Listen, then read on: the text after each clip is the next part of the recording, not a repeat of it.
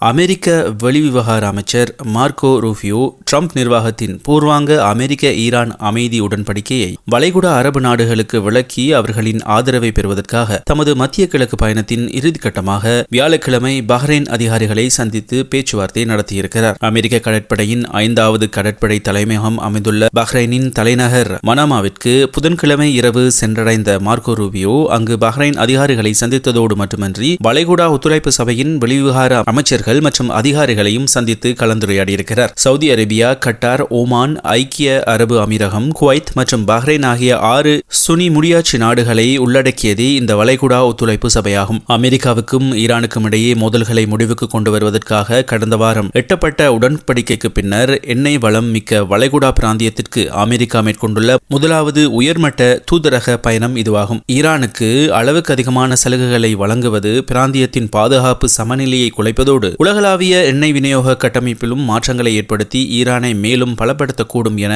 வளைகுடா நாடுகள் அச்சம் கொண்டுள்ளன. இந்த நிலையில் தனது ராஜதந்திர பயணம் மிகவும் சவாலானது என்பதை மார்க்கோ ரூபியோ ஒப்புக்கொண்டிருக்கிறார். இதற்கு முன்னதாக ஐக்கிய அரபு அமீரகம் மற்றும் குவைத் ஆகிய நாடுகளுக்கு சென்றிருந்த ரூபியோ இந்த முன்மொழியப்பட்ட ஒப்பந்தம் ஈரானுக்கு சாதகமாக அமையாது என அங்கிருந்த அதிகாரிகளுக்கு உறுதியளித்திருக்கிறார். மார்க்கோ ரூபியோவின் அறிக்கை இந்த ஒப்பந்தத்தின் எந்த ஒரு பகுதியிலும் இப்பிராந்தியத்தின் உள்ள எங்களது நீண்டகால கூட்டாளிகளின் பாதுகாப்பையோ ஸ்திரத்தன்மையையோ அல்லது பொருளாதார வளர்ச்சியையோ எந்த வகையிலும் பாதிக்காது. வளைகுடா நாடுகளின் பாதுகாப்பை உறுதி செய்வதே எனது இந்த பயணத்தின் முக்கிய நோக்கமாகும் என குவைத்திலும் பஹ்ரைனிலும் ஊடகவியலாளர்களிடம் அவர் தெளிவுபடுத்தியிருக்கிறார். வெனிசுலாவில் ஏற்பட்ட நிலநடுக்கத்தில் சிக்கி 32 பேர் உயிரிழந்துள்ளதுடன் பெருமளவிலானோர் காயமடைந்திருக்கின்றனர். வெனிசுலா தலைநகர் கராகசுக்கு அருகில் இன்று சக்தி வாய்ந்த நிலநடுக்கம் ஒன்று ஏற்பட்டுள்ளதுடன் இதன் தாக்கம் கொலம்பியாவிலும் உணரப்பட்டிருக்கிறது. அமெரிக்க புவியியல் ஆய்வு மையத்தின் தகவலின்படி மொன்ட்ரெல்பான் பகுதியில் 13.2 கிலோமீட்டர் ஆழத்தில் ரிக்டர் அளவில் 7.1 ரிக்டரில் இந்த நிலநடுக்கம் பதிவாகியிருக்கிறது. நிலநடுக்கம் காரணமாக கராகஸில் உள்ள கட்டிடங்கள் இடிந்து விழுந்துள்ளதாகவும் அங்கிருந்த மக்கள் அந்த இடங்களை விட்டு